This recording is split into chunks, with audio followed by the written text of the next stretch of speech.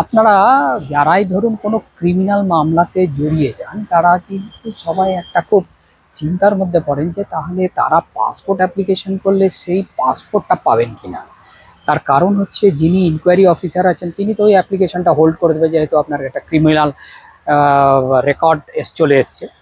তা সেই জন্য আপনাদের করণীয় কি, সেই জন্য করণীয় হচ্ছে আপনারা পাসপোর্ট অ্যাপ্লিকেশন করলে সেই অ্যাপ্লিকেশনে ফাইল নাম্বার বা এআরএন নাম্বার এই সমস্ত কিছু দিয়ে আপনার যেখানে মামলাটা আপনার রেজিস্টার্ড হয়েছে রেসপেক্টিভ এসিজিএম বা সিজিএম লন্ডন সিজিএম বা এসিজিএম কোর্টে আপনারা পাসপোর্ট অ্যাক্ট 1967-এ সেকশন 6 সাবসেকশন 2 সাবসেকশন এফ এতে একটা অ্যাপ্লিকেশন করবেন যে আপনার যেন ভেরিফিকেশন বা এটা যেন ক্লিয়ার হয়ে যায়।